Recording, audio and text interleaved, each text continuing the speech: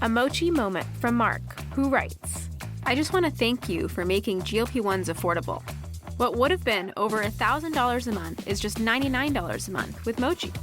Money shouldn't be a barrier to healthy weight. 3 months in, and I have smaller jeans and a bigger wallet. You're the best. Thanks, Mark. I'm Myra Ahmed, founder of Mochi Health. To find your Mochi moment, visit joinmochi.com. Mark is a Mochi member compensated for his story. You're listening to this podcast, so I know you've got a curious mind. Here's a helpful fact you may not know yet. Drivers who switch and save with Progressive save over $900 on average. Pop over to progressive.com, answer some questions, and you'll get a quick quote with discounts that are easy to come by. In fact, 99% of their auto customers earn at least one discount. Visit progressive.com and see if you can enjoy a little cash back. Progressive Casualty Insurance Company and Affiliates. National average 12-month savings of $946 by new customers surveyed who saved with Progressive between June 2024 and May 2025. Potential savings will vary. Voices for Justice is a podcast that uses adult language and discusses sensitive and potentially triggering topics, including violence, abuse, and murder. This podcast may not be appropriate for younger audiences. All parties are innocent until proven guilty in a court of law. Some names have been changed or omitted per their request or for safety purposes. Listener discretion is advised. My name is Sarah Turney, and this is Voices for Justice. Today, I'm discussing the case of Debanhi Escobar.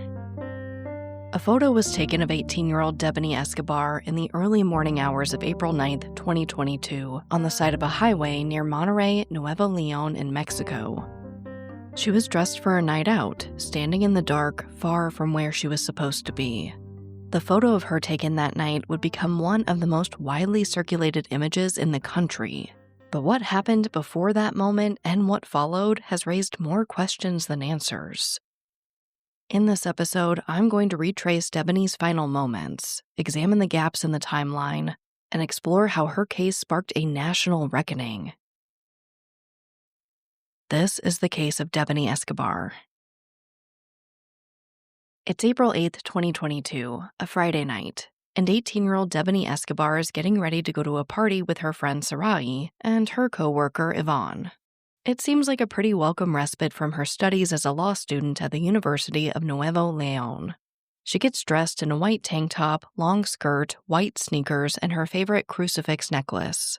They all decide to meet up at Debanhi's parents' house in Monterrey at about 11 p.m., and they use a rideshare app to book a car to pick them up. At about 11:30, Debanhi and her friends are seen buying a bottle of vodka. Then they go to the party. They stay at this party for just under 2 hours before booking another car to take them to a different party.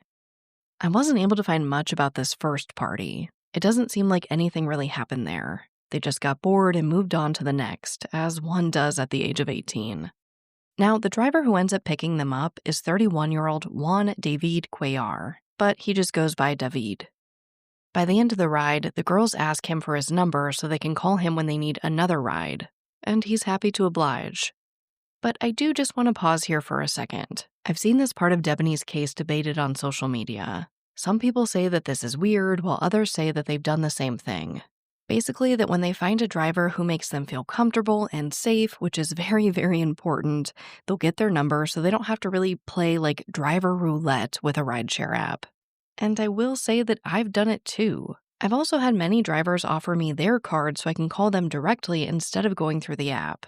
In my experience, many people who drive for rideshare apps also have a personal business driving on the side.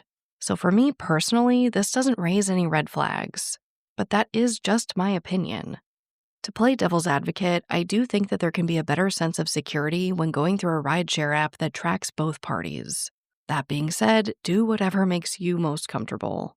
But I do suggest at the very minimum sharing your location with a friend. Either way, they do choose to get David's number for future rides, and it comes in handy. They aren't at this second party for very long. By the time they get there, it's basically ending.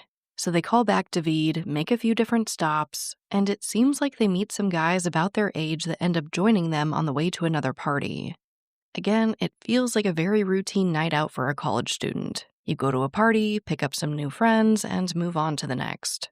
Just before 1:30 a.m., they get dropped off at another party. But I do have to say that we have some conflicting reporting here about exactly where this party was located.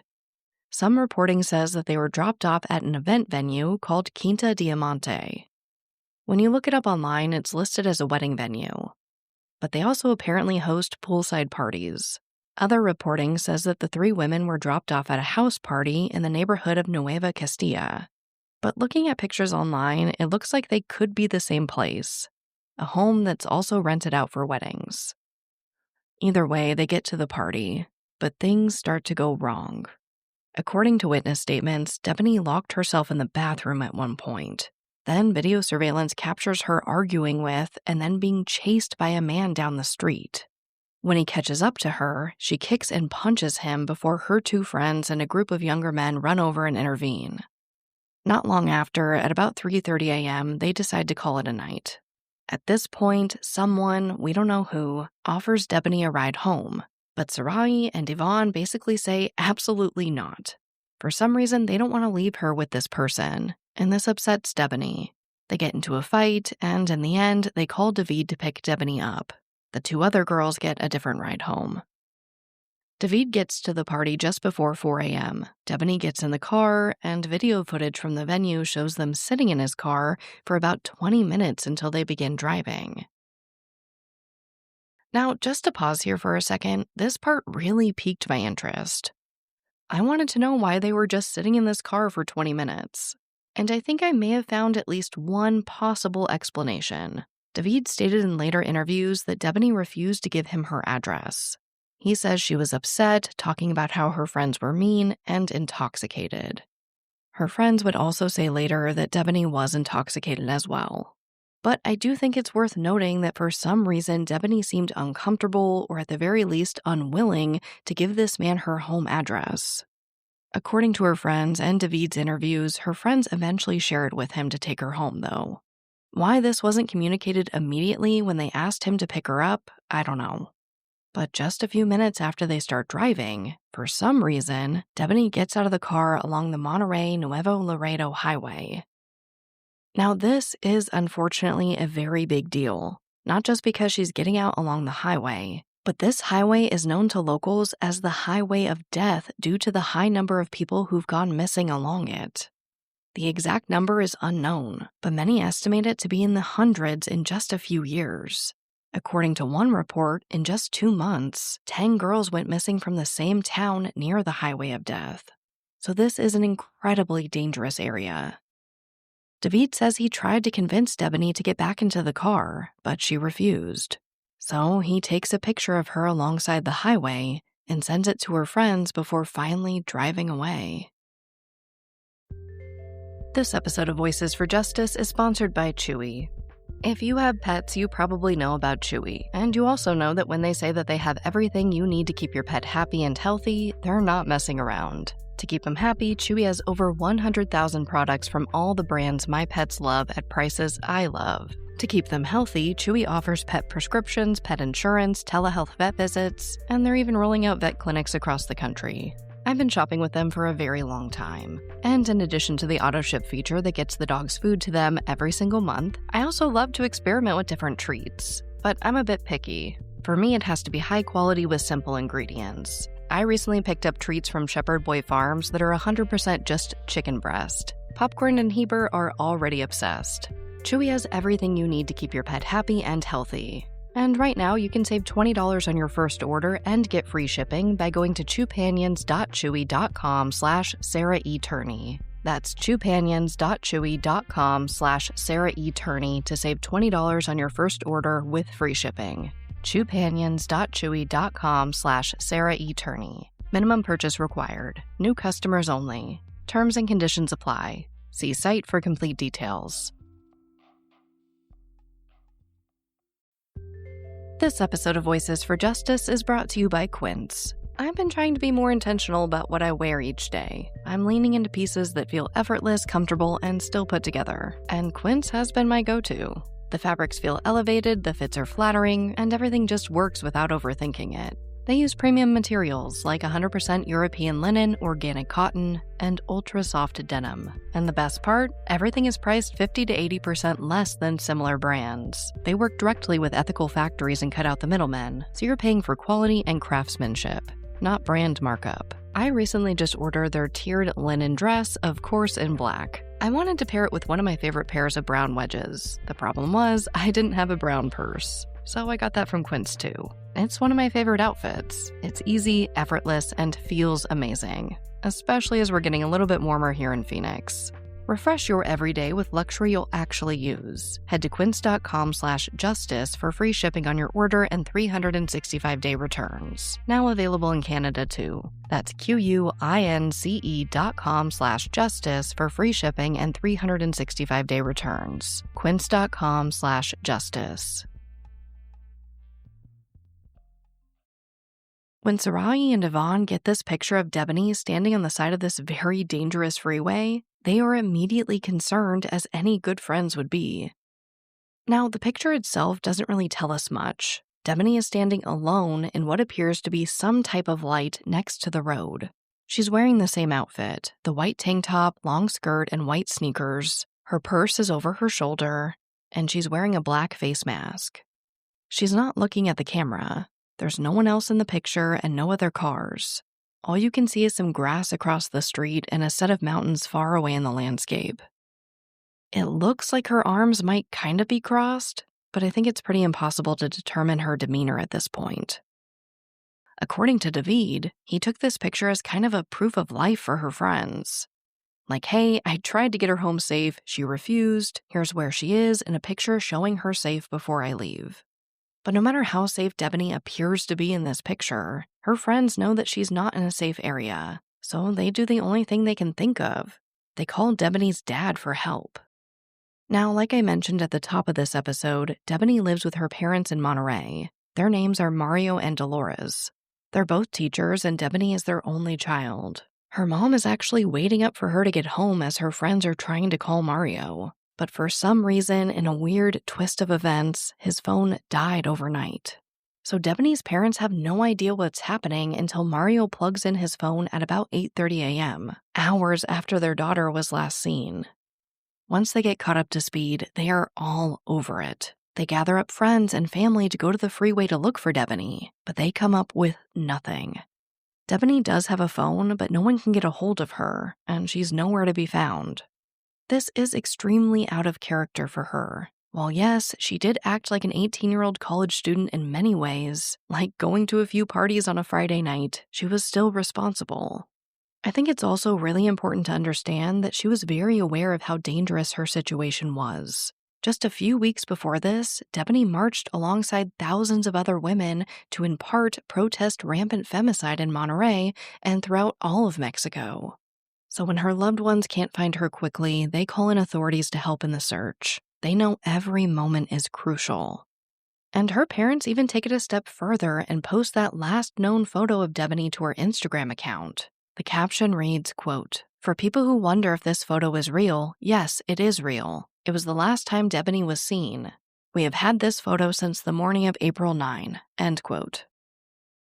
Now, Debanhi's case was already making waves pretty quickly. But this post goes absolutely viral. They start getting a ton of help from their community and the media. They even get the location of where her cell phone last pinged, right near the freeway where David took that photo. So of course, all eyes are on David, the last person to see Debanhi alive at this point. And pretty quickly, his criminal history comes to light, as well as an investigation into prior claims that he was harassing and even attempting to kidnap women. It's terrifying for Debanhi's loved ones. But David isn't really hiding. He's participating in the media, they have his phone number, and he is located, questioned multiple times, and his vehicle is searched. According to reporting by The Independent, David may have admitted that the two had some type of altercation before Debanhi got out of the car. But that's not all. According to that same reporting, a journalist gets exclusive access to photos that allegedly show him reaching for or trying to grope Debanhi's chest before she got out of the car that night. Now, everything that I found about these incidents is reported as alleged, so take that for what you will. But if it's true, it would make sense why Debanhi would take her chances being left alone in this extremely dangerous area. Again, literally being coined the highway of death versus being alone in a vehicle with a man who may have tried to sexually assault her.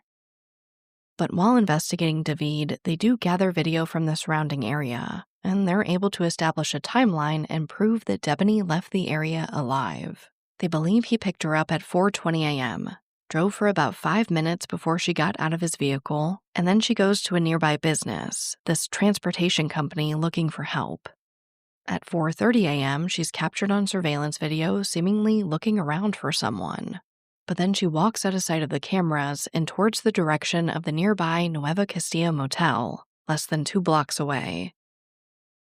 Now at this point, when they discover this footage, it's been over a week since Debanhi went missing. David is essentially cleared, and all eyes go to this motel.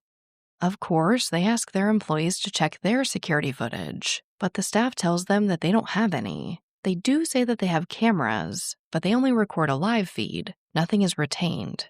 Officials end up searching this motel 4 times, but they come up with nothing. And these searches were pretty intense. They bring in 200 people, teams of search dogs, and they use drones. But again, there's no trace of Debanhi anywhere. Until April 21st. That's when they get a call from the staff at the motel. They say that there's an awful smell coming from the area of the pool. So they go back to investigate again. And they do find the source of the smell. It's not coming from the pool, though. It's coming from an in-ground water tank without a lid. For description purposes, it's basically a well of sorts, 12 feet deep. They look down and find Debanhi deceased in the water. Her body was pretty badly decomposed, but they find her crucifix and some clothing belonging to her in the tank. Again, sources do vary here. Most mention the crucifix, her shoes, and white tank top, but it seems like her skirt may have been missing.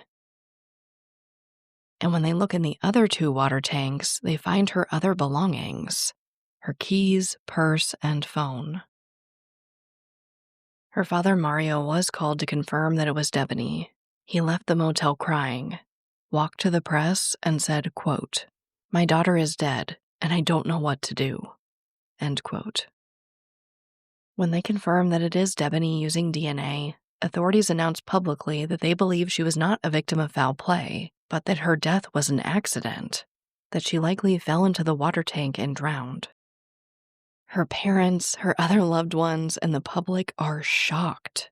Her cause of death is listed as a traumatic brain injury, possibly a blow to her head. Their theory is that she slipped, hit her head, fell in the tank, and drowned.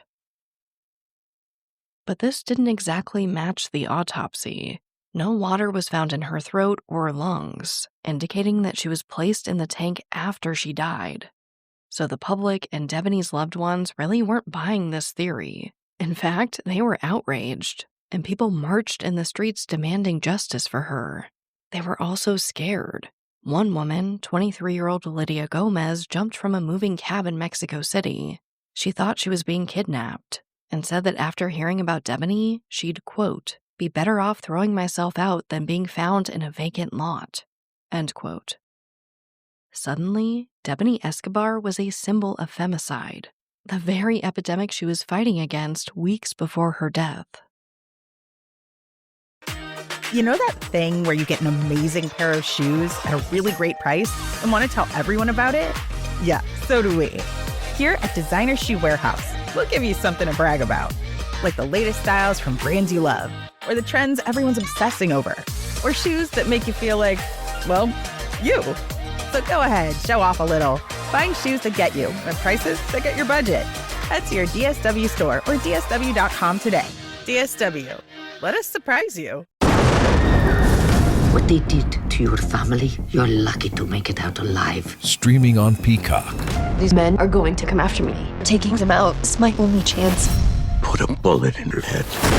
From the co-creator of Ozark. Looks like a family was running drugs. Execution-style killing, it's rare for the Keys. Any leads on who they might have been running for?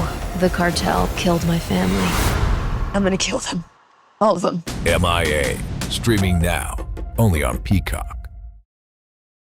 After officials announced that they believed 18-year-old Debanhi Escobar's death was accidental, and the local community and really people all around the world expressed their outrage, more details just kept coming out, including something huge.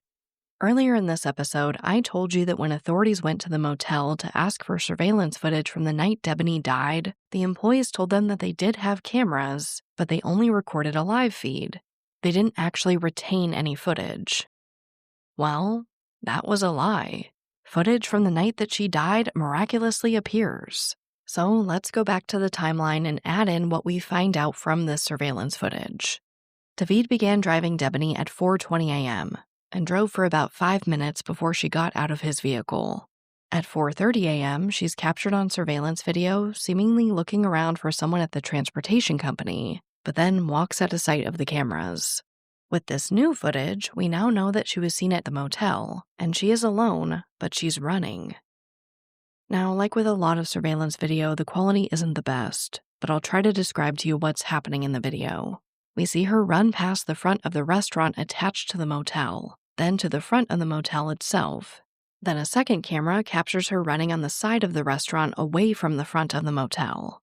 At 4:36 a.m., you can see her go back to the front of the restaurant near the pool and the water tanks. Then she runs out of the frame. And we have a 20-minute gap until 4:56 a.m. This is when she's seen near the pool and water tanks again. And that's it. We never see her go into the water tank. We also don't see anyone else in these videos. No one staying at the motel and no staff members ever reported seeing her either. Not even members of their security team, who were reportedly on the property 24 hours a day. So we have more video we've added to the timeline, but we still don't have answers about how Debanhi died. What happened in the 20 whole minutes we don't see her in the footage, or how she ended up in the water tank. So let's talk about this area of the hotel for a second. The restaurant and where the pool and water tanks were had all been closed down for years before this. And one of the only ways for a member of the public to access it would be to hop a fence. Now, one fence does have barbed wire along the top, but not all of them. So it definitely would be difficult for someone to get in, but by no means impossible. Really, the only other ways that Debanhi or any member of the public would have access to this area was if a door was accidentally left open or unlocked, or if an employee let someone in. And there's no footage of any of this happening. But again, we are missing 20 minutes of video, and honestly, who knows what else. Again, when all of this comes to light, it only fuels the outrage in the community and in Debanhi's loved ones. People were upset that after 4 searches of this area, authorities didn't find her, that they were told that this footage didn't exist and then it miraculously appeared. People were really beginning to suspect that maybe a member of law enforcement or motel staff were covering up a murder. It's at this point that her family says enough is enough. They obtain an independent autopsy of her remains. In early May, they revealed that Debanhi did die due to blunt force trauma to her head, just like the first autopsy revealed. But there's more. This new coroner observed other injuries to her head and face not notated in the first autopsy. They say that she suffered several blows to her forehead, both of her eyes, her nose, lips, and the upper part of her right ear. They also determined that she was deceased before being placed into the water tank, and that she had been sexually assaulted. They declare that she was the victim of a homicide. After this all comes to light, there's a political firestorm in the media. People are demanding justice for Debanhi, while other people were saying that she brought this on herself. Video of her buying vodka earlier in the night emerges, and some people use this as an aha type of moment. See, she was drunk. That explains it. But if you're listening to this podcast, you know that that's not how we evaluate unsolved homicides. If Debanhi slipped and fell into the water tank because she was drunk, that still doesn't explain why she was sexually assaulted, or how some of her belongings were placed into the other water tanks. Like we see in so many cases in true crime, Debanhi's murder became a popular topic of discussion, and the crazier the allegations were, the more attention her case garnered. Some people argued that Debanhi was an upstanding member of her community, a successful college student with a bright future in law ahead of her, while others argued that she was just a reckless party girl. Some of the headlines read, "She was drunk," and "She was out of her senses." Her memory was shamelessly disgraced in the name of clicks and views. This truly is the dark side of media pressure. But then, everything came to a head when authorities exhumed her body to perform a third autopsy. This time, the Mexican government steps in and has this conducted by the head of Mexico City's forensic services, Dr. Felipe Takahashi, and his findings don't match either of the previous autopsies performed. When Debanhi Escobar's remains undergo a third autopsy, the doctor determines that she died from asphyxiation, not a blow to the head as the two previous autopsies revealed. He also says that he didn't find any indication of sexual assault, and adds that she likely died 3 to 5 days before being found in the water tank. So during all 4 searches of the motel, the searches that had the public in a total uproar because they didn't find Debanhi, this doctor says that she was alive during that time. Now, for obvious reasons, many people were and still are skeptical of this third autopsy. But with each autopsy report really telling a different story, there's not much her loved ones can do. Now, government officials aren't ruling this an accident by any means at this point. They do agree to investigate her death as a femicide, and the president of Mexico eventually rallies behind Debanhi's parents and vows to help them find her killer. And they do find more. In May, they get a tip that leads them to identification belonging to Debanhi. It was hidden in planters in a condominium about 15 miles away from the motel. But as far as I could find, they don't really find anything else in this area, and unfortunately, this lead doesn't seem to go anywhere. By September, the authorities go back to the motel staff for interviews. They also take their electronic devices like laptops and cell phones. And in January 2023, 2 motel employees are charged with concealment and making false declarations to authorities after initially telling them that there was no video footage of Debanhi at the motel. As far as I could find, Ana Luisa, a manager, and Alida Urith, who worked the front desk, are still awaiting trial for these charges. And unfortunately, that's really the most legal justice Debanhi has gotten thus far. Her case remains unsolved. On the 1-year anniversary of Debanhi's murder, her parents led a demonstration from the main square of the state capitol to the Nuevo León prosecutor's office, and finally to the Nuevo Castilla motel where they observed a minute of silence for Debanhi. When speaking about this demonstration, Mario told El País News, quote, "There are still many unanswered questions.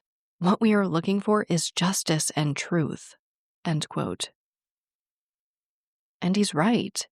Debanhi's case leaves us with so many questions. Why was Debanhi running in that surveillance footage? Was someone chasing her? Why did the motel employees lie about the cameras? Or were the authorities lying? How did she get into this area of the motel? Did she hop a wall, find an open door? Or did someone let her in? And of course, who killed her and placed her in the water tank? And how was she not found until her body began to smell?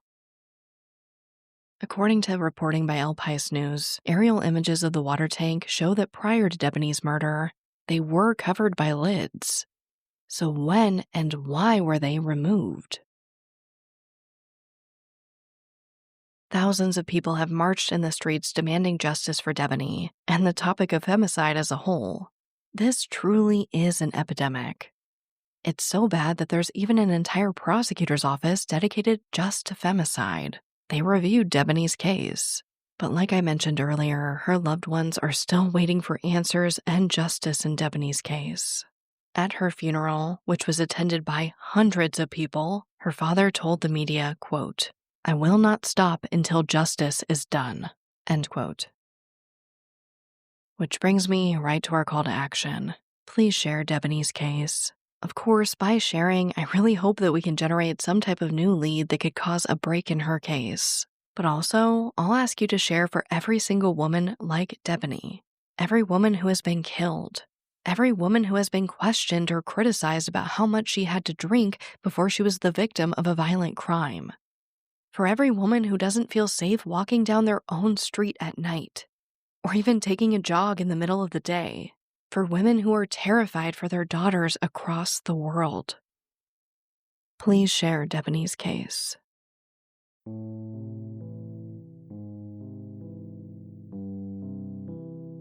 As a reminder, Debanhi Susana Escobar was 18 years old when she was killed, likely in the area of Monterrey, Nuevo León in Mexico. She was last seen alive in Monterrey on April 9th, 2022. At that time, she was wearing a white tank top, dark-colored skirt, white high-top sneakers, and a crucifix around her neck. If you have any information, please contact the Federal Prosecutor's Office in the state of Nuevo León at 818-547-402. But as always, thank you, I love you, and I'll talk to you next time. Voices for Justice is hosted and produced by me, Sarah Turney, and is a Voices for Justice media original. If you love what we do here, please don't forget to follow, rate, and review the show in your podcast player. It's an easy and free way to help us and help more people find these cases in need of justice.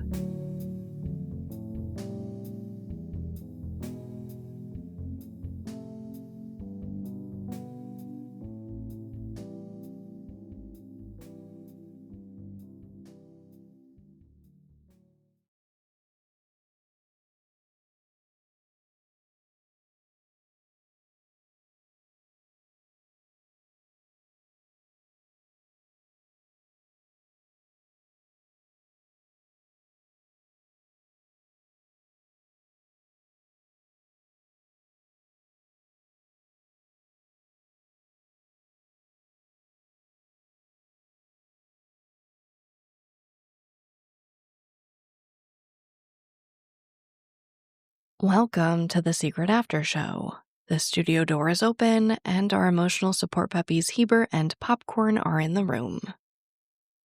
Now, I do have an update on Alyssa. It's a little confusing what happened with the DNA. As I told you guys earlier, I was told that there was no DNA for this Jane Doe that could be a possible match to Alyssa, and that they did a dental comparison that was inconclusive. They told me that they were going to move forward with a DNA comparison between Alyssa and this doe, and then I got an email from her detective stating that they were not going to do the comparison, at least manually. He says that in fact there was DNA for the doe, and since an automatic match was not made in the CODIS system, they would not be moving forward with a manual comparison. I did make a about 10-minute video on my social media channels explaining how everything happened, outlining the emails, because I think I'm still trying to make sense of it myself. I am using my resources and I'm still trying to make sense of it. And I think I will. But I am moving forward to the best of my ability to help identify the doe, whether it's Alyssa or not. It doesn't appear that it is. I'm not hopeful that it is, to be honest, after, there was no automatic match. But I still feel an obligation to this doe to identify her, and I want to do everything in my power to make that happen. I don't know if I can, but I'm going to try. It's a lot. This was already a really emotional episode, so let's just move right on to the case. If Debanhi's case sounded familiar in my voice, that's because I did cover it over on my other podcast, Disappearances. But there's been some new information, it's still unsolved, and that epidemic of femicide in Mexico is not going anywhere. So it's been a few years since I covered it. I just wanted to pick it back up, talk about where it is now, and bring your attention to it again. And I know that not everybody who listens to Voices for Justice listen to Disappearances. Something about Debanhi's case just really, really stuck with me, and I felt like highlighting it. I will say it wasn't the easiest case to cover. I mentioned it in the episode. There were quite a few media discrepancies, not really anything I didn't tell you about. Also, of course, the language barrier was an issue. There's lots of reporting in English, and, to be fair, I did take 6 years of Spanish, but I'm not fluent. Dealing with translated sources is difficult, but again, I really am on a mission to cover as many cases as I can from all over the world and really get outside of my bubble here in the US. I think obviously it's worthwhile. Not all crime happens in the US. I want to raise awareness everywhere I can, but it also expands my knowledge and expands, I guess, again, my knowledge of true crime as a whole across the world, because we do see cases that span across continents. So yeah, I wanted to cover it for a variety of reasons. And while the language barrier was an issue, I think I did okay. Another note I have here is to talk about the identification that was found 15 miles away from the motel. I felt like this was such a weird, small piece of this puzzle. Everything else found on her was found on her body or was found in these water tanks. So I did have a theory here that I didn't, it's just a theory, it's just speculation, and I don't like to insert that in the main episode. That's what the after show is for. So I was kind of thinking, wondering, maybe this was a trophy of sorts. Maybe whoever did this retained this one piece of her, got scared, and later disposed of it. I don't know. It's just a theory. And I don't know. Tell me what you guys think, because I'm not sure. It just really, really stuck with me. Now, I do also want to acknowledge that the call to action was a bit more intense this week than others. I don't know. Something about femicide, something about Debanhi's case, the whole thing got me extremely passionate. And I cover these cases week after week after week.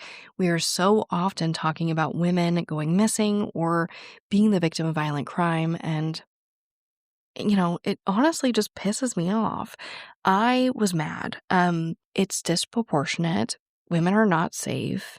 And I wanted to just highlight that again.